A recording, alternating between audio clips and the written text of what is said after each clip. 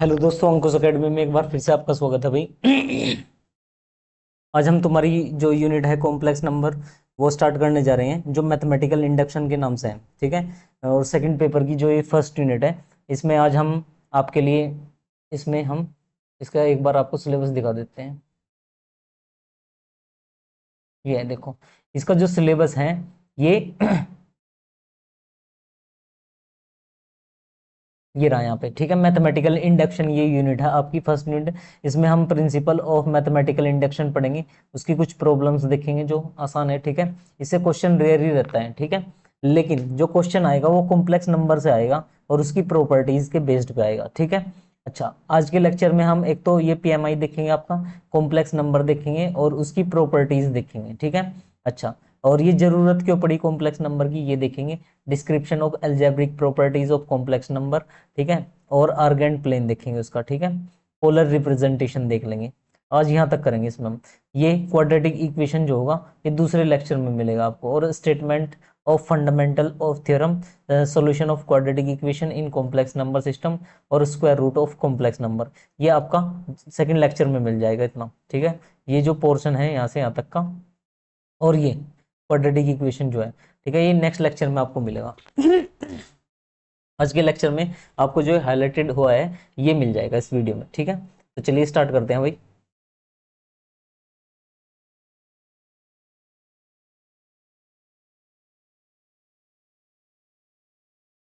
देखो यहाँ पे ये है प्रिंसिपल ऑफ मैथमेटिकल इंडक्शन। होता क्या है पहले ये देख लेते हैं। इसने डेफिनेशन दी है प्रिंसिपल मैथमेटिकल इंडक्शन की। Suppose there is an statement p n. ठीक है, इसमें क्या होता है, स्टेटमेंट बेस्ड क्वेश्चन होते हैं और एन की फॉर्म में होता है, यानी कि एन जो है तुम्हारा वो नेचुरल नंबर या रियल नंबर या कुछ भी हो सकता है। ठीक है। अच्छा, एन जो है वैसे नेचुरल नंबर के लिए ही प्रूफ करते हैं हम इसमें, जो आपका पीएमआई होता है। ठीक है। अच्छा, such that this statement is true for n, n equals to one. ये क्या होगा, ये एन इक्वल्स टू वन के लिए ट्रू देकर रखेगा तुम्हें। अच्छा, फिर हम अपनी साइड से लेट करेंगे कि ये के लिए क्या है, ये ट्रू है, और फिर शो करना है मुझे N equals to k plus one पे इसको ट्रू दिखाना है। ठीक है, तीन स्टेप होते हैं किसी भी पीएमआई को प्रूव करने के लिए। ठीक है। सबसे पहले n equals to one put करेंगे, फिर n इक्वल्स टू के, और फिर n equals to k plus one. अच्छा, ये तो हमेशा ट्रू होगा n इक्वल्स टू वन के लिए तो। ठीक है, इसमें वन डाल देंगे, जो भी क्वेश्चन दिया हुआ है उसमें n इक्वल टू वन डाल देंगे। ठीक है, वो ट्रू होगा। अच्छा, फिर लेट कर लेंगे कि ये k के लिए भी ट्रू है, और शो करेंगे कि n equals to k plus one के लिए हम इसको ट्रू दिखाएंगे। ठीक है, ये होता है इसका। तो एक बार देख लेते हैं इसका एक क्वेश्चन। जैसे ये है क्वेश्चन, इसने कहा कि सम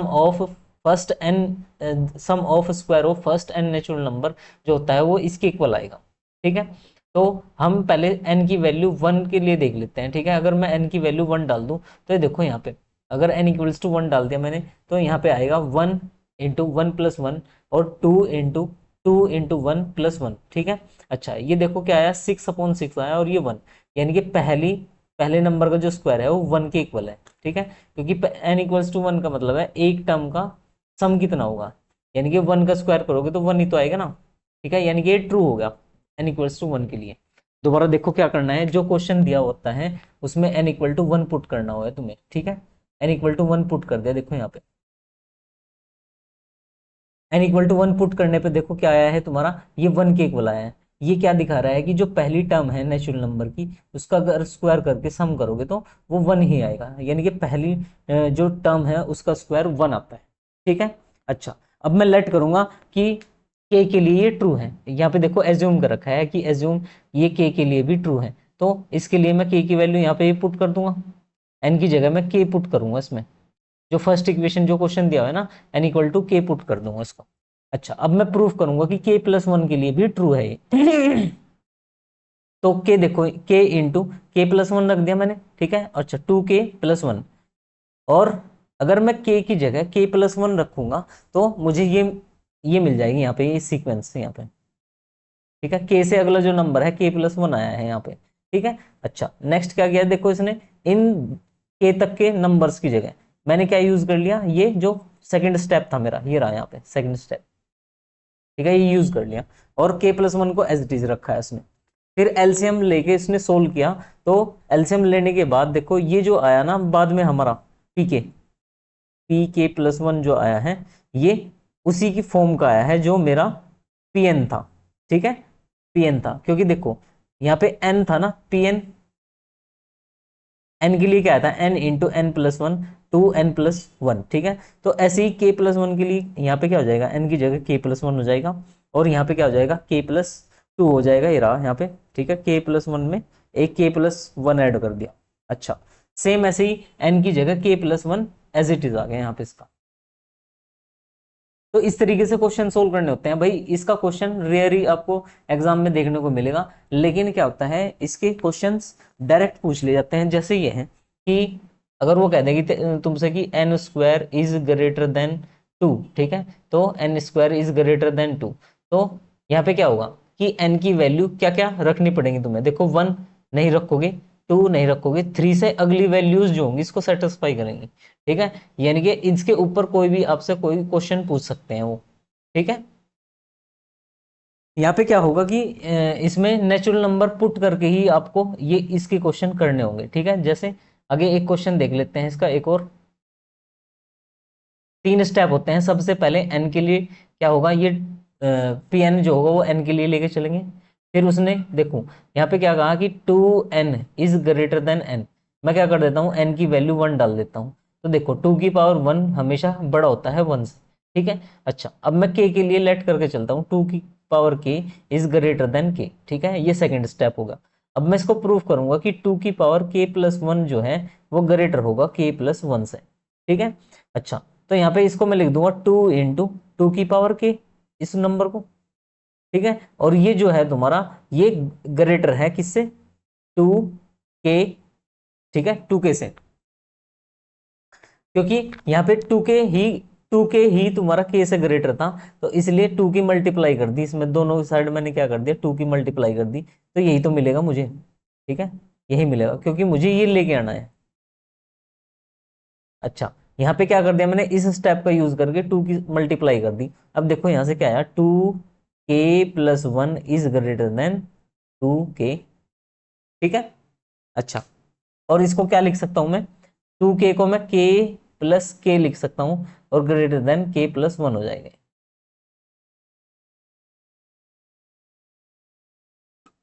आई होप आपको ये क्लियर होगा। अब तीन स्टेप में क्वेश्चन करने होंगे इसके, ठीक है। क्या क्या स्टेप है, सबसे पहले एन के लिए ट्रू लेके एन के लिए तो ये इक्वेशन दी होगी तुम्हें, फिर एन इक्वल्स टू वन डाल लेंगे, फिर एन इक्वल्स टू के लिए मैं ट्रू लेके चलूंगा, और फिर इसका यूज करके मैं N equal to k plus one के लिए भी ट्रू लेके आऊंगा, ठीक है। हर क्वेश्चन में ऐसे ही करना है, इससे क्वेश्चन नहीं रहता है एग्जाम्स में। एग्जाम में जो क्वेश्चन रहेगा इस यूनिट से आपका कॉम्प्लेक्स नंबर का रहेगा, ठीक है। तो इसके मैंने एक दो एग्जाम्पल और लिए हैं, इनको देख लेना यहाँ पे, ठीक है। एक क्वेश्चन ये कर लेते हैं, देखो इस टाइप का क्वेश्चन पूछा जा सकता है, for every integer n prove that seven की power n minus three n, ऐसे ही पूछ लेगा, सेवन की पावर एन माइनस थ्री की power n is divisible by two, is divisible by three, is divisible by four, या none of these, ठीक है। तो इस टाइप का क्वेश्चन पूछा जा सकता है। तो सिर्फ इन टाइप के क्वेश्चन में मैंने तुम्हें बताया कि एन की वैल्यू वन, एन की वैल्यू टू, एन की वैल्यू थ्री, ठीक है, एक दो वैल्यूज के लिए चेक कर लिया करो, इन्हीं में से ऑप्शन मिल जाएगा आपको। जस्ट जो भी आपका इसका क्वेश्चन आएगा उसमें आपको वैल्यूज पुट करके आपको देखनी है बस इसकी, कि कहाँ कहाँ ये ट्रू हो रहा है आपका। चलो भाई नेक्स्ट, अब आ जाते हैं भाई complex number and quadratic equations, ठीक है। कॉम्प्लेक्स नंबर होता क्या है, देखो सबसे बड़ा सेट जो होता है वो कॉम्प्लेक्स नंबर का होता है, और कॉम्प्लेक्स नंबर जेड से डिनोट होते हैं, इसी में से ही रियल नंबर निकलते हैं, और फिर रियल नंबर में से ही निकलते हैं तुम्हारे रैशनल और इरेशनल, ठीक है, रैशनल एंड इरेशनल, ठीक है। इरेशनल जो है वो फर्दर डिवाइड नहीं होते, लेकिन रैशनल जो है ये फर्दर डिवाइड है तुम्हारे, ठीक है, टर्मिनेटिंग डेसिमल, ठीक है, और नॉन टर्मिनेटिंग डेसिमल्स में। और जो डेसिमल्स वाले होते हैं, एक तो होते हैं कंप्लीट नंबर, वो आपको आई होप आपको अच्छी तरीके से पता होगा, एक बार मैं चार्ट बना देता हूँ वो अच्छे से। देखो सबसे बड़ा जो सेट होता है वो कॉम्प्लेक्स नंबर का होता है, इसी के अंदर से रियल नंबर आते हैं। अच्छा, रियल नंबर भी हमारे क्या होते हैं, वो तीन टाइप के होते हैं, एक तो होते हैं रैशनल, ठीक है, एक होते हैं इर्रेशनल। अच्छा, ये दो ही होते हैं वैसे तो, रैशनल के अंदर से ही निकलते हैं ये इंटीजर, इसी के साथ देख लेते हैं इसमें। सर रैशनल भी फिर क्या होते हैं, एक तो कंप्लीट नंबर होते हैं जिनमें डेसिमल नहीं आता, ठीक है, और एक होते हैं डेसिमल वाले। डेसिमल भी दो टाइप के, एक टर्मिनेटिंग, एक तो होता है टर्मिनेटिंग, और एक होता है नॉन टर्मिनेटिंग। ठीक है, नॉन टर्मिनेटिंग। टर्मिनेटिंग जैसे 2.03, और एक हो गया 0.3333 एंड सो ऑन, ये नॉन टर्मिनेटिंग है। ठीक है, अच्छा नॉन टर्मिनेटिंग भी तुम्हारे दो पार्ट में डिवाइडेड होते हैं, एक होता है non terminating, non terminating repeating, और एक होता है नॉन टर्मिनेटिंग नॉन रिपीटिंग। ये जो है तुम्हारा नॉन टर्मिनेटिंग, ये इसके अंदर आ जाता है, इरेशनल के। ठीक है, और जो टर्मिनेटिंग वाला रहता है और रिपीटेड वाला रहता है, ये किसके अंदर रहेगा, ये तुम्हारा रैशनल के अंदर रहेगा। ठीक है, अच्छा कंप्लीट नंबर क्या क्या होते हैं तुम्हारे, इंटीजर हैं, ठीक है, नेचुरल नंबर हैं, और तुम्हारा होल नंबर है। ठीक है, ये सब क्या है, रैशनल्स के अंदर आते हैं। इरेशनल के अंदर सिर्फ कौन से आएंगे, नॉन टर्मिनेटिंग नॉन रिपीटिंग आएंगे। ठीक है, अच्छा तो ये चार्ट था भाई। अच्छा, कॉम्प्लेक्स नंबर के पास क्या प्रॉपर्टी होती है कि कॉम्प्लेक्स नंबर वे नंबर होते हैं। ठीक है, कि इसमें क्या होता है कि इसके अंदर वे नंबर भी आते हैं जिसका स्क्वायर करने पे तुम्हें नेगेटिव मिल जाएगा, लेकिन रियल के अंदर ऐसी प्रॉपर्टी नहीं थी। रियल का स्क्वायर हमेशा पॉजिटिव होता है, चाहे वो पॉजिटिव हो चाहे वो नेगेटिव हो। ठीक है, अच्छा जो कॉम्प्लेक्स नंबर है भाई वो तुम्हारे डिनोट होते हैं जेड से। ठीक है, अच्छा और जेड को कॉम्प्लेक्स नंबर जो है वो दो पार्ट से मिलकर बना होता है, एक रियल पार्ट और एक इमेजिनरी पार्ट। एक तो रियल पार्ट और एक बनेगा तुम्हारा इमेजिनरी पार्ट। तो इसको ऐसे लिखते हैं एक्स प्लस के आयोटा वाई। ठीक है, अच्छा आयोटा जो होता है यही इमेजिनरी नंबर होता है, और आई को हम डिनोट करते हैं √-1 से। ठीक है, अच्छा यही इमेजिनरी नंबर होते हैं, रियल नंबर के पास यही नंबर नहीं होते थे कि अंडर रूट में कभी भी उसमें नेगेटिव नहीं आता था। अच्छा, कॉम्प्लेक्स नंबर को डिनोट करने के लिए हमेशा एक अर्गेंट प्लेन होता है, जैसे रियल नंबर को शो करने के लिए हमारे पास क्या था, कार्टेशियन प्लेन था, तो इसमें अर्गेंट प्लेन होता है। इसमें उस एक्स एक्सिस को हम रियल एक्सिस बोलेंगे, और इसमें इसको बोल देंगे हम इमेजिनरी एक्सिस।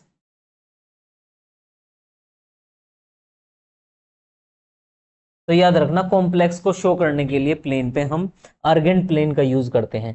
ठीक है, और जैसे मैंने कोई नंबर लिख दिया Z equals to 2x 2 plus के 3 तो देखो ये एक ऑर्डर्ड पेयर को शो कर रहा है 2,3 को, यानी कि रियल और इमेजिनरी पार्ट ले लूंगा। ये फर्स्ट क्वाड्रेंट में है 2,3, तो यहाँ पे कॉम्प्लेक्स नंबर जो होगा यानी कि फर्स्ट क्वाड्रेंट में होगा अर्गेंट प्लेन की। ठीक है, तो यानी कि हर कॉम्प्लेक्स नंबर एक ऑर्डर्ड पेयर के कोरिस्पॉन्ड हो जाएगा यहाँ पे, और अर्गेंट प्लेन में हम क्या करेंगे, ऑर्डर्ड पेयर में ही शो करते हैं। अच्छा सपोज तुमसे दे दिया जेड इक्वल्स टू -2 प्लस के 3 आयोटा, तो ये जो है भाई नेगेटिव एक्स और पॉजिटिव वाई, ये कहाँ पे होगा, नेगेटिव एक्स और पॉजिटिव वाई ये सेकंड क्वाड्रेंट में होता है, यानी कि -2,3 ये सेकंड क्वाड्रेंट में लाई करेगा ये तुम्हारा कॉम्प्लेक्स नंबर। ठीक है, तो इस तरीके से देखते हैं भाई। चलिए नेक्स्ट अब ऑपरेशंस देख लेते हैं कॉम्प्लेक्स नंबर पे क्या क्या है। ठीक है, अलजेब्रा देखते हैं। अगर दो कॉम्प्लेक्स नंबर को तुम्हें जोड़ना है Z1 प्लस Z2, सपोज ये है x1 plus Y iota y1, और इसको जोड़ना है किसके साथ, x2 प्लस आयोटा y2, ये Z1 है और ये Z2 है, तो रियल पार्ट के साथ ऐड होगा और इमेजिनरी इमेजिनरी के साथ। तो यहाँ पे हो जाएगा x1 प्लस के x2, अच्छा प्लस आयोटा y1 प्लस के y2। ठीक है, ये मेरा क्या होगा, ये एडिशन होता है दो कॉम्प्लेक्स नंबर का। ठीक है, कितने भी कॉम्प्लेक्स नंबर हो अगर उनको जोड़ना है तो रियल पार्ट के साथ होगा और इमेजिनरी इमेजिनरी पार्ट के साथ ऐड होता है। चलो भाई नेक्स्ट, अब कुछ प्रॉपर्टीज हैं। देखो क्लोजर, ये जो addition of complex number satisfy the following properties, तो एडिशन ऑफ कॉम्प्लेक्स नंबर जो है ये प्रॉपर्टीज को सेटिस्फाई करता है, यानी कि वो क्लोजर लॉ को होल्ड करेगा। दो कॉम्प्लेक्स नंबर को जोड़ने पे हमेशा एक कॉम्प्लेक्स नंबर ही आता है। अच्छा, दो कॉम्यूटेटिव, अगर दो कॉम्प्लेक्स नंबर को जोड़ना है Z1 प्लस के Z2 equal to Z2 plus के Z1, यानी कि ऑर्डर चेंज कर दो। अगर Z1 में Z2 को ऐड कर रहे हो या Z1 में Z2 में Z1 को ऐड कर लो, वो सेम रिजल्ट देंगे। ये कॉम्यूटेटिव भी होता है, ठीक है। क्लोजर होता है, कॉम्यूटेटिव होता है, एसोसिएटिव होता है। एसोसिएटिव का मतलब अगर तीन कॉम्प्लेक्स नंबर को तुम जोड़ रहे हो Z1 Z2 प्लस Z3, तो कोई भी ऑर्डर ले लो, पहले दो को जोड़ लो या लास्ट के दो को पहले जोड़ो और फिर थर्ड को उसमें जोड़ दो, तो ये सेम रिजल्ट देते हैं। इसको एसोसिएटिव लॉ बोलते हैं, ठीक है। क्लोजर में क्या था, दो कॉम्प्लेक्स नंबर को जोड़ने पे एक कॉम्प्लेक्स नंबर ही मिलता है, ठीक है। इसमें क्या होता है कि दो कॉम्प्लेक्स नंबर को अगर जोड़ रहे हो तो पहले Z1 Z2 को जोड़ लो या फिर Z2 Z1 को जोड़ लो, सेम रिजल्ट देंगे, ठीक है। अच्छा, existence of additive identity. Existence of additive identity यानी कि कॉम्प्लेक्स नंबर में किस नंबर को मैं ऐड करूं कि मेरा वही कॉम्प्लेक्स नंबर आ जाए, यानी कि जीरो कॉम्प्लेक्स नंबर होता है, ठीक है। अच्छा, जीरो कॉम्प्लेक्स नंबर कैसे लिखा जाएगा, जीरो उसमें रियल है और जीरो ही उसमें जो तुम्हारा इमेजिनरी पार्ट है वो भी जीरो ही है, ठीक है।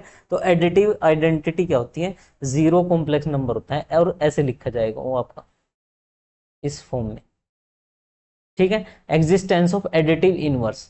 अच्छा, एडिटिव इनवर्स कैसे निकालते हैं, यानी कि किस, सपोज ये कॉम्प्लेक्स नंबर है, इसके साथ किस कॉम्प्लेक्स नंबर की मैं मल्टीप्लाई करूं कि मेरा क्या हो जाए, मल्टीप्लाई क्या ऐड करूं, ठीक है। इस कॉम्प्लेक्स नंबर के साथ किस नंबर कॉम्प्लेक्स नंबर को मैं ऐड करूं कि मुझे एडिटिव कॉम्प्लेक्स नंबर मिल जाए, यानी कि एडिटिव आइडेंटिटी मिल जाए कॉम्प्लेक्स नंबर की। तो इसमें सिर्फ एक इसका नेगेटिव कॉम्प्लेक्स नंबर ही जोड़ना होता है, तो ये एडिटिव इनवर्स होता है कॉम्प्लेक्स का। अगर किसी नंबर का तुमसे कॉम्प्लेक्स के एडिटिव इनवर्स पूछते हैं, सपोज तुमसे पूछ लिया 2+3 आयोटा का एडिटिव इनवर्स पूछ लिया, तो वो होगा वो -2 -3 हो जाएगा, ये होता है। चलिए भाई नेक्स्ट। अच्छा, डिफरेंस, जैसे हम ऐड करते हैं ऐसे ही डिफरेंस करते हैं। सपोज मुझे Z1 में से Z2 को माइनस करना है, तो रियल पार्ट में से माइनस होगा और जो इमेजिनरी पार्ट है वो इमेजिनरी पार्ट में से माइनस होगा। सपोज यहाँ पे लिख दिया x1 प्लस के iota y1 minus x2 plus के आयोटा y2। तो यहाँ पे लिखूंगा मैं x1 माइनस के x2, फिर यहाँ पे आएगा प्लस आयोटा y1 माइनस के y2, ये लिखा जाएगा इस तरीके से। रियल पार्ट में से रियल पार्ट माइनस होगा और इमेजिनरी पार्ट में से इमेजिनरी पार्ट माइनस होगा, इस तरीके से डिफरेंस निकालते हैं।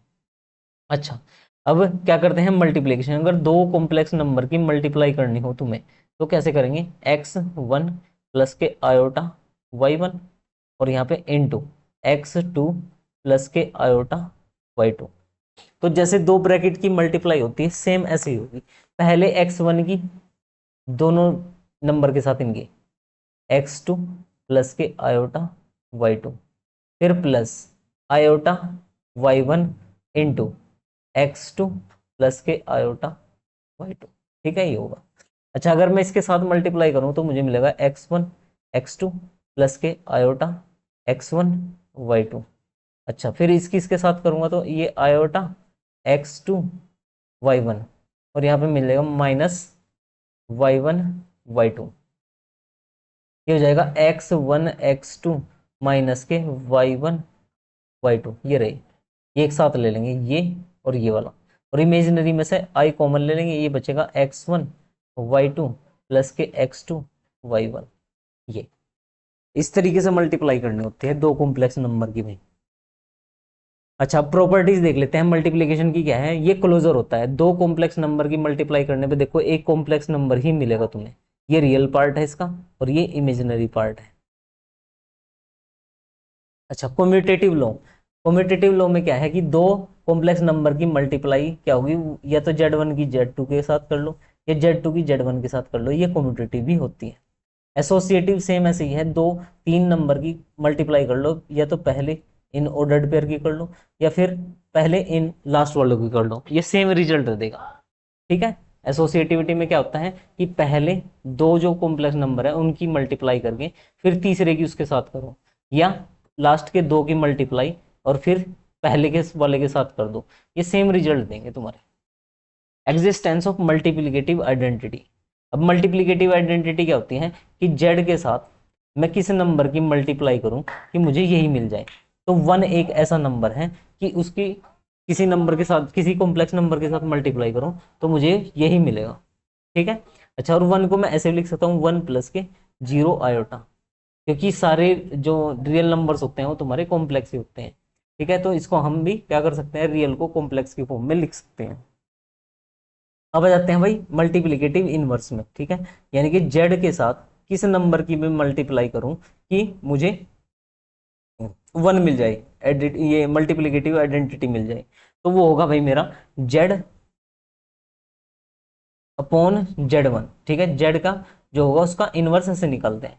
अच्छा, और यहाँ पे आगे पढ़ेंगे हम कॉन्जुगेट, तो वहां से आपको समझ में आएगा कि 1 अपॉन जेड की जो वैल्यू होती है वो इस टाइप से होती है। ठीक है,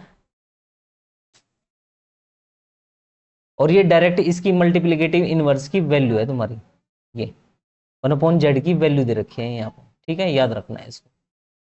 चलो भाई, अच्छा डिवीजन कैसे करते हैं, देखो डिवाइड कैसे करते हैं। अगर दो कॉम्प्लेक्स नंबर को डिवाइड करना है, Z1 अपॉन Z2 दे रखा है, इसको डिवाइड करना है, तो जो नीचे कॉम्प्लेक्स नंबर होता है उसके कॉन्जुगेट से मल्टीप्लाई करते हैं। कॉन्जुगेट क्या होता है, x प्लस के आयोटा y। ठीक है, इसका कॉन्जुगेट क्या होगा, x माइनस के आयोटा y। आई का जो साइन है वो चेंज कर देते हैं। सपोज ये है तुम्हारा, यहाँ पे लिख दिया मैंने माइनस के एक्स माइनस के आयोटा वाई, मुझे इसका कॉन्जुगेट निकालना है, तो इसका कॉन्जुगेट होगा माइनस के एक्स प्लस के आयोटा वाई। सिर्फ इमेजिनरी पार्ट का जो होता है वो साइन चेंज होता है। ठीक है, यहाँ पे इसने ऐसे ही कर रखा है, देखो Z1 को क्या लिया इसने 6 प्लस के 3 आयोटा लिया है, और Z2 को क्या लिया 2 माइनस के आयोटा लिया है। अच्छा, फिर क्या कर दिया, इसको इसको इससे डिवाइड किया है, तो यहाँ पे ऐसे लिख दिया उसने डिवाइड करने का। अब फिर क्या किया, देखो इसको बाहर ही रखा और इसको कॉन्जुगेट से मल्टीप्लाई कर दिया, यानी कि ये वैल्यूज आई हैं यहाँ पे, ये वैल्यू, ये देखो ये डायरेक्ट यूज कर लिया उसने वहां पे। ठीक है, ये यहाँ पे। अच्छा, एक तरीका इसको ये भी है करने का, देखो यहाँ पे जैसे ये कहाँ से आता है। ठीक है, देखो ये 6 प्लस के 3 आयोटा बाहर रखा उसने और इसको रख दिया 2 माइनस आयोटा को अंदर, तो इसके कॉन्जुगेट से मल्टीप्लाई कर दूंगा मैं ऊपर नीचे 2 प्लस आयोटा। अच्छा, ये 6 प्लस के 3 आयोटा रहेगा यहाँ पे। अच्छा, नेक्स्ट क्या होगा भाई, ये तुम्हारा बन जाएगा यहाँ पे 2 प्लस के आयोटा। अच्छा, ये तो ऊपर एज इट इज रहा, लेकिन नीचे जो हो जाएगा देखो मल्टीप्लाई हो जाएगी, यानी कि 2 का स्क्वायर माइनस आयो का स्क्वायर। ठीक है, ये हो जाएगा मेरा 6 प्लस के 3 आयोटा, अंदर बचेगा 2 प्लस के आई अपॉन, ये हो जाएगा देखो 4, और आई स्क्वायर की जो वैल्यू होती है वो माइनस के 1 होती है। ठीक है, तो ये 5 हो जाएगा तुम्हारा। तो लास्ट में यही नंबर बचेगा मेरा, देखना इसको सोल्व करोगे ना तो यही आ जाएगा, देखो ये। आई होप आपको क्लियर होगा। ठीक है, इस तरीके से इसको कन्वर्ट करते हैं हम, यानी कि कॉन्जुगेट से ऊपर नीचे मल्टीप्लाई कर देते हैं, उससे आ जाएगा आप।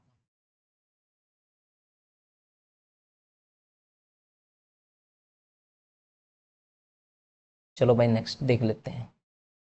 देखो यहाँ पे इसने सोल्व करके भी दिखाया है फिर यहाँ पे। अब मेन सेगमेंट पे आते हैं, पावर ऑफ आई के ऊपर। ठीक है, अब यहाँ पे देख लेते हैं, देखो जो आई होती है आई, उसकी वैल्यू लिखी है माइनस के √1। ठीक है, √-1। अगर आई स्क्वायर निकालोगे तुम, आई स्क्वायर करोगे तो यहाँ पे आएगा वो -1 होता है। ठीक है, तो ये वैल्यूज आपको याद रखनी है, आई की वैल्यू होती है माइनस के √-1, आई स्क्वायर की वैल्यू -1, आई क्यूब की वैल्यू जो होगी माइनस के आई होगी, और आई की पावर 4 जो होगी वो क्या होगी तुम्हारी, वो 1 होगी। ये चार वैल्यूज आपको याद रखनी है, 4-5 जितनी भी हैं। ठीक है, ये आता कैसा है, देखो आई की वैल्यू तो हमने क्या ही मानी हुई है कि -1 होती है, आई के साथ आई की वैल्यू मल्टीप्लाई करूंगा तो -1 की साथ √-1 की होगी मल्टीप्लाई, तो ये क्या हो जाएगा भाई तुम्हारा, ये -1 हो जाएगा। ठीक है, -1 का स्क्वायर क्या होगा, और ये जो होगा अंडर रूट से अंडर रूट कट जाएगा। ठीक है, अच्छा आई की क्यूब जो होती है वो माइनस के आई के इक्वल होगा, यानी कि दोबारा फिर इसमें आई की मल्टीप्लाई करूंगा तो इधर माइनस आएगा। अच्छा, अब दोबारा फिर इसमें मल्टीप्लाई करूंगा तो आई की पावर 4 को तुम लिख सकते हो आई स्क्वायर इंटू आई स्क्वायर, तो ये हो जाएगा -1 इंटू माइनस के 1, यानी कि 1 आ जाएगा। ठीक है। अच्छा, इससे कंफ्यूज नहीं होना है कि कई बार क्या कर देंगे इसमें कि इन दोनों की मल्टीप्लाई 1 लिख देंगे, आई स्क्वायर इक्वल टू -1 होता है, या ध्यान रखना है भाई तुम्हें। ठीक है। तो देखो यहाँ पे अब किसी भी वैल्यूज आई की पावर की किसी भी वैल्यू को तुम निकाल सकते हो, यानी कि उसकी वैल्यू क्या होगी तुम्हारी। ठीक है। सपोज तुम्हें निकालना है आई की पावर 48। ठीक है। तो क्या करना है, सब जो बड़ी से बड़ी वैल्यूज तुम्हें निकालनी आनी चाहिए। जैसे आई की पावर 48 है, इस 48 को 4 से डिवाइड करो, 4 से डिवाइड करो। तो 4 से डिवाइड करने पे 48 को, ठीक है, रिमाइंडर जो आएगा वो 0 आएगा, और क्वोशिएंट जो आएगा वो 12 आएगा। जब भी रिमाइंडर 0 होगा तो हमें यूज करना है ये आई की पावर 0 वाली। ठीक है, यानी कि 4 से डिविजिबल, यानी कि 1 वाली। ठीक है, ये आई की पावर 4, जब भी रिमाइंडर 0 होगा तो आई की पावर 4 वाला वैल्यूज आएगी इसकी, यानी कि ये वैल्यू होगी तुम्हारी 1। अच्छा, अगर रिमाइंडर 4 से डिवाइड करने पे किसी नंबर को या तो रिमाइंडर 0 होता है, या 1, या 2, या 3, इनमें से ही तो होता है ना। अगर रिमाइंडर 0 आया तो 4 का मल्टीपल है, यानी कि उसका आंसर 1 आएगा। जिसका रिमाइंडर 1 आया, ठीक है, यानी कि वो आई है, उसकी वैल्यू क्या होगी, वो सिर्फ आई रहेगा। जिसका रिमाइंडर 2 आया, यानी कि वो आई स्क्वायर है, यानी कि वो -1 देगा। जिसका रिमाइंडर 3 आया, यानी कि वो तुमसे -i देगा उसकी वैल्यू। ठीक है। सपोज तुमसे कह दिया कि आई की पावर 55 का निकालो। ठीक है। अच्छा, 55 को क्या करो, 4 से डिवाइड करो, 4 1 जा 4, ठीक है, 1, और ये 5, 4 3 जा 12, तो 3 रिमाइंडर बचा ना, 3 रिमाइंडर, यानी कि आई की पावर 55 जो है वो -i के इक्वल है, इसकी वैल्यू माइनस के आई के इक्वल है। कितनी भी बड़ी वैल्यूज तुम निकाल सकते हो कॉम्प्लेक्स नंबर में, 4 से डिवाइड करो। जो रिमाइंडर 0 आया तो यानी कि आई की पावर 4 की वैल्यू यूज होगी। अगर 1 आया रिमाइंडर तो आई यूज होगा। ठीक है। अगर 2 आया तो आई स्क्वायर, यानी कि -1 आएगी उसकी वैल्यू। अगर 3 आई रिमाइंडर में तो उसकी वैल्यू माइनस के आई होगी। ठीक है। तो ये था भाई इससे रिलेटेड आई की वैल्यूज। अब देख लेते हैं इसकी जो नेगेटिव पावर्स हैं उनको कैसे सोल्व करेंगे। ये देखो यहाँ पे सेम यही रूल चलेगा उसमें भी। अब देख लेते हैं नेगेटिव पावर को। सपोज तुम्हारा है 1/i, तो आई इसके ऊपर नीचे आई की मल्टीप्लाई कर दो। ठीक है।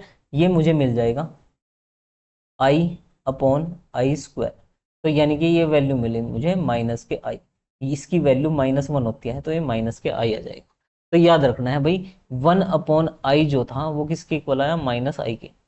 अच्छा, 1/i², यहाँ पे क्या आएगा 1/-1, क्योंकि आई स्क्वायर -1 होता है, ये -1 आया, यानी कि आई 1/i² की वैल्यू -1 है, 1/i की वैल्यू -i है। अच्छा, 1/i³ की देख लेता हूँ, i³, इसको मैं लिख दूंगा 1/i² इंटू आई, और ये हो जाएगा 1/-i, क्योंकि i² की वैल्यू -i है।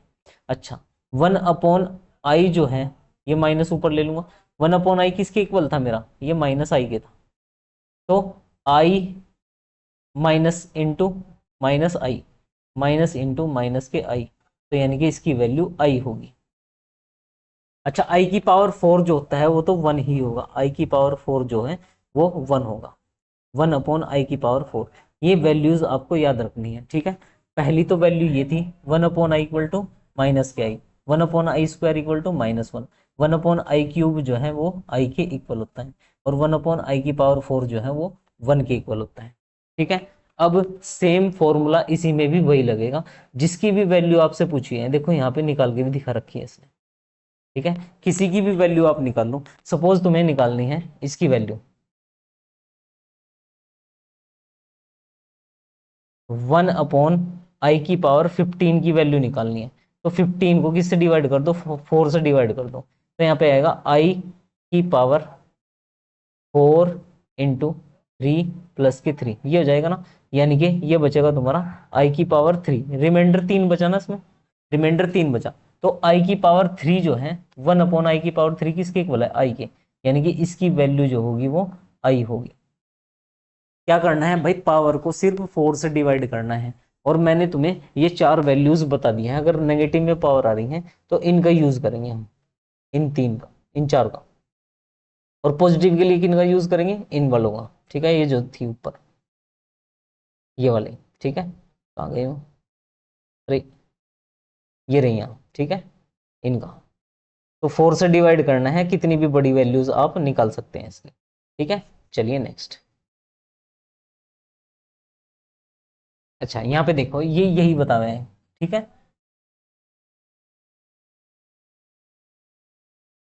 अच्छा नेक्स्ट आता है भाई modulus and the conjugate of the complex number. मैंने कॉन्जुगेट आपको बता दिया है कि अगर x प्लस आयोटा वाई लिखा हुआ है तो उसका कॉन्जुगेट क्या होगा, सिर्फ इमेजिनरी का साइन चेंज कर देते हैं, x माइनस के आयोटा वाई जो होता है वो कॉन्जुगेट होगा इसका। ठीक है, चलिए भाई मॉडुलस। अब ये मॉडुलस की जरूरत क्यों पड़ी कॉम्प्लेक्स नंबर में, भाई मॉडुलस की इसलिए जरूरत पड़ी क्योंकि कॉम्प्लेक्स नंबर को हम इसमें बड़ा या छोटा नहीं बता सकते, तो हम उसकी ओरिजिन से डिस्टेंस लेते हैं, इस ओरिजिन से डिस्टेंस लेने को ही हम मॉडुलस बोलते हैं। अच्छा सपोज एक कॉम्प्लेक्स नंबर है तुम्हारा x प्लस के आयोटा वाई, और इसको मॉडुलस को हम ऐसे डिनोट करेंगे मोड जेड से, तो इसका जो मॉडुलस होगा वो अंडर रूट एक्स का स्क्वायर यानी कि रियल पार्ट का स्क्वायर प्लस इमेजिनरी पार्ट का स्क्वायर, ये वैल्यूज जो होती हैं तुम्हारी वो मॉडुलस निकालती हैं इस तरीके से। और मॉडुलस क्या करता है भाई, ओरिजिन से डिस्टेंस देता है उस कॉम्प्लेक्स नंबर की। ठीक है, यहाँ पे देखो फॉर्मूला भी लिख रखा है कि जेड का हम कैसे मॉडुलस फंक्शन निकालते हैं। ठीक है, चलो अब कुछ प्रॉपर्टीज हैं। ठीक है, सपोज तुमसे क्वेश्चन दे दिया भाई ये कि इसका 2 + के 3 आयोटा का क्या निकाल लो, मॉडुलस निकाल लो, तो इसका मॉडुलस होगा अंडर रूट 2 का स्क्वायर प्लस के 3 का स्क्वायर, ये हो जाएगा 4 + के 9 इक्वल टू √13, इसका मॉडुलस होगा। ठीक है, इस कॉम्प्लेक्स नंबर का जो मॉडुलस है वो √13 हो जाएगा। तो इस तरीके से निकालना है मॉडुलस, तो बहुत ही आसान चीजें हैं। ठीक है, अच्छा कुछ प्रॉपर्टीज हैं, प्रॉपर्टीज याद रखनी है भाई। अगर किसी उसका कॉम्प्लेक्स नंबर का कॉन्जुगेट का मॉडुलस निकालते हो तुम, तो अगर वो जीरो आता है तो वो एक ही केस पे जीरो आएगा, अगर रियल पार्ट भी जीरो हो उसका और इमेजिनरी पार्ट भी जीरो हो। मॉडुलस कभी भी जीरो नहीं हो सकता, मॉडुलस जीरो तभी होगा अगर उसका रियल पार्ट भी जीरो हो और कॉम्प्लेक्स पार्ट भी जीरो हो। अच्छा, किसी कॉम्प्लेक्स को अगर उसके कॉन्जुगेट से मल्टीप्लाई कर देते हैं, कॉन्जुगेट को हम ऐसे ही शो करते हैं, देखो अगर ये x है तुम्हारा, x प्लस के आयोटा y जो है ये z है, तो अगर z के ऊपर बार लगा हुआ है यानी कि इसका ये कॉन्जुगेट निकलवा रहा है ये, अगर इन दोनों की मल्टीप्लाई तुम कर देते हो, इन दोनों की अगर मल्टीप्लाई कर दो तो वहां से मॉडुलस के इक्वल होता है, मॉडुलस के स्क्वायर के इक्वल। ठीक है, यहाँ पे दिखाया होगा देख, ठीक है ये आएगा। अच्छा अगर ये लिखा है Z upon modulus Z, Z upon modulus Z, तो ये किसके इक्वल होगा, मोड जेड अपॉन जेड का कॉन्जुगेट। ठीक है, ये दोनों इसके इक्वल होते हैं। अच्छा यहीं से ही क्या है कि तुम्हारी जेड इनवर्स की वैल्यू निकलती है भाई। अच्छा अगर दो Z1 और Z2 के मल्टीप्लाई करने पे तुम उसका मॉडुलस कर रहे हो, Z1 Z2 का मॉडुलस कर रहे हो, तो यहाँ पे क्या आएगा, उन दोनों का अलग अलग मॉडुलस हो जाएगा। ठीक है, ये इस तरीके से भी हो सकता है, यानी कि अगर तुम पहले प्रोडक्ट कर रहे हो और फिर मॉडुलस निकाल रहे हो, ये कॉम्प्लेक्स नंबर में ही तो कन्वर्ट हो जाएगा मल्टीप्लाई होने के बाद। अच्छा तो इसका जो मॉडुलस होगा वो अलग अलग मॉडुलस के इक्वल होगा, यानी कि प्रोडक्ट अगर अलग अलग मॉडुलस निकाल के मैं प्रोडक्ट करूं तो इसी के इक्वल आएगा यहाँ पे। ठीक है, अच्छा अगर Z1/Z2 है और उसका मॉडुलस निकाल रहे हो, यानी कि पहले डिवाइड कर रहे हो और फिर मोड कर रहे हो, ठीक है, या पहले क्या कर लो मॉडुलस निकाल लो और फिर डिवाइड कर लो, सेम रिजल्ट रहता है ये। अच्छा यहाँ पे क्या दिया है, जेड की पावर एन यानी कि जेड की पावर एन का मॉडुलस निकाल रहे हो, तो क्या करेंगे हम, सिर्फ मोड जेड का निकाल देंगे और उसकी पावर एन कर देंगे यहाँ पे। ठीक है, ये कुछ प्रॉपर्टीज हैं याद रखनी है आपको। अच्छा कुछ यहाँ पे क्या है, कॉन्जुगेट की जो प्रॉपर्टीज हैं, अगर एक कॉम्प्लेक्स नंबर का 2 बार कॉन्जुगेट कर देते हैं, हम 2 बार कॉन्जुगेट कर देते हैं तो मुझे वही जेड मिल जाएगा, मुझे अगर 2 बार कॉन्जुगेट करूंगा मैं इसका। ठीक है, अच्छा, अगर कॉम्प्लेक्स नंबर में उसके कॉन्जुगेट को जोड़ देते हैं तो डबल ऑफ रियल नंबर मिलता है। अगर कॉन्जुगेट में से अगर किसी कॉम्प्लेक्स नंबर में से उसका कॉन्जुगेट को माइनस करते हैं तो डबल ऑफ इमेजिनरी पार्ट मिल जाता है। ठीक है। अच्छा, अगर Z1 प्लस माइनस Z2 लिखा है, यहाँ पे माइनस भी है, अगर उसके ऊपर क्या लगा हुआ है, ये कॉन्जुगेट का साइन लगा है, तो अलग अलग कॉन्जुगेट पे भी हम उसका Z1 पे भी अलग कॉन्जुगेट लगा देंगे और Z2 पे भी अलग कॉन्जुगेट लगा देंगे। इस तरीके से भी इसको सोल्व कर सकते हैं। अच्छा, अगर दो नंबर Z1 Z2 मल्टीप्लाई में और उसका कॉन्जुगेट निकालना है तो क्या करेंगे, हम Z1 का अलग कॉन्जुगेट निकाल लेंगे, Z2 का अलग, और फिर दोनों की मल्टीप्लाई कर देंगे। ठीक है। अच्छा, अगर डिवाइड में तुम कॉन्जुगेट कर रहे हो तो अलग अलग कॉन्जुगेट कर देंगे, Z1 का अलग करेंगे, Z2 का अलग। ठीक है। या क्या करो, इन दोनों को डिवाइड कर लो और फिर पूरे का कॉन्जुगेट निकाल दो। ठीक है। अच्छा, इसमें क्या होगा, देखो ये n जो है ये बाहर जा सकता है इस कॉन्जुगेट से। ठीक है, ये इसके इक्वल हो सकता है। सेम यहाँ पे क्या है कि अगर जेड का कॉन्जुगेट जेड के इक्वल आ जाता है तो यानी कि वो प्योरली रियल है। अगर किसी जेड का कॉन्जुगेट उसके नेगेटिव ऑफ जेड के इक्वल आ रहा है यानी कि वो प्योरली इमेजिनरी नंबर है तुम्हारा। ठीक है। ये कुछ प्रॉपर्टीज थी भाई हमारी। अब देख लेते हैं भाई आर्ग्यूमेंट या एम्पलीट्यूड। ठीक है, एम्पलीट्यूड कैसे निकालते हैं। देखो, एम्पलीट्यूड निकालने का फॉर्मूला है, जैसे तुम्हारे पास z equals to x plus के आयोटा वाई दिया है।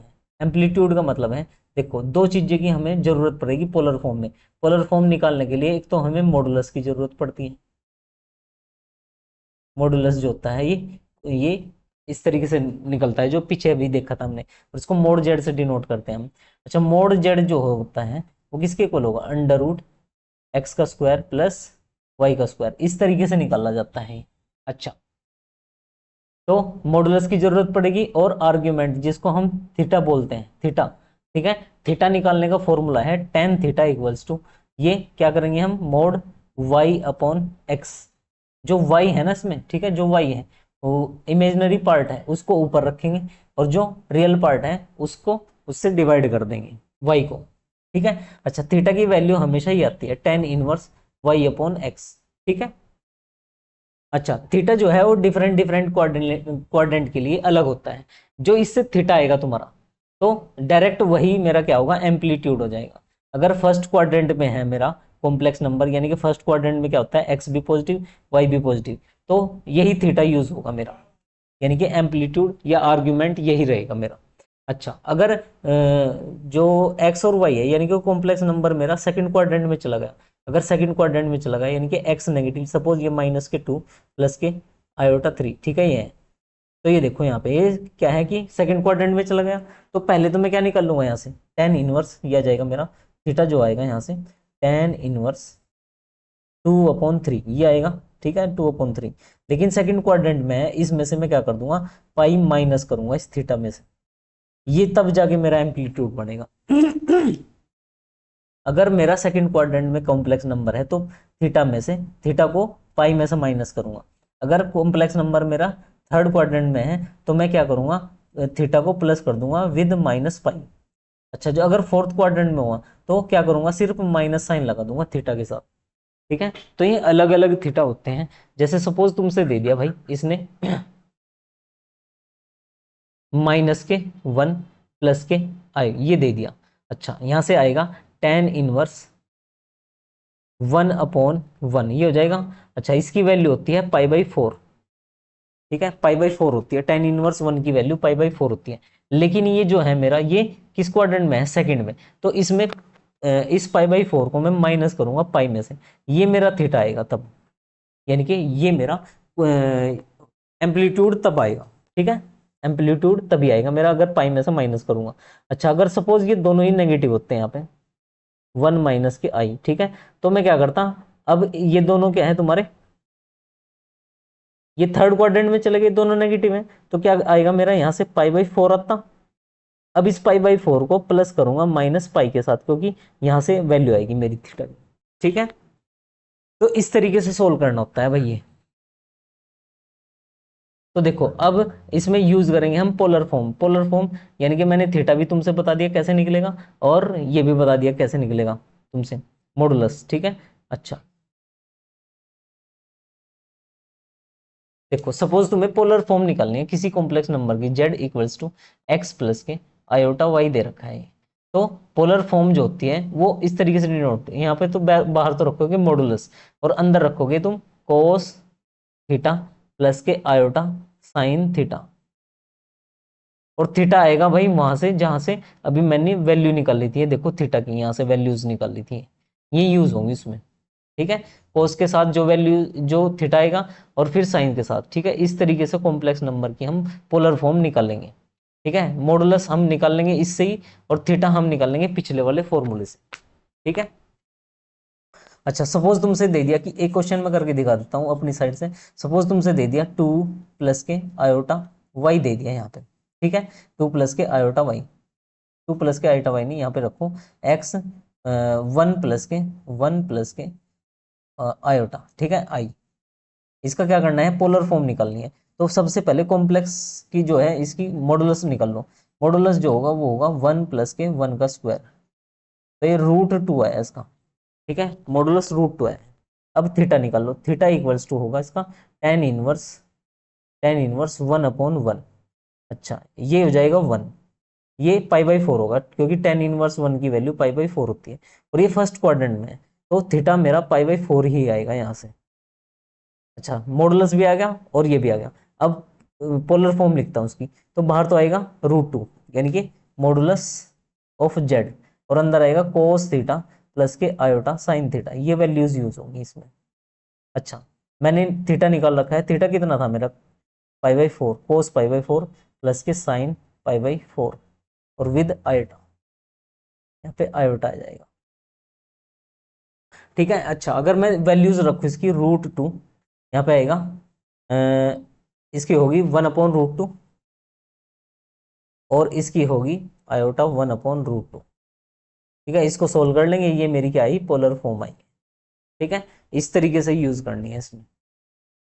अच्छा, अब इसकी प्रॉपर्टीज देख लेते हैं एम्पलीट्यूड की क्या होती है। अच्छा, एम्पलीट्यूड ऑफ या आर्ग्यूमेंट जो होता है तुम्हारा कॉन्जुगेट का, वो नेगेटिव हो जाता है किसका, कॉम्प्लेक्स के आर्ग्यूमेंट का।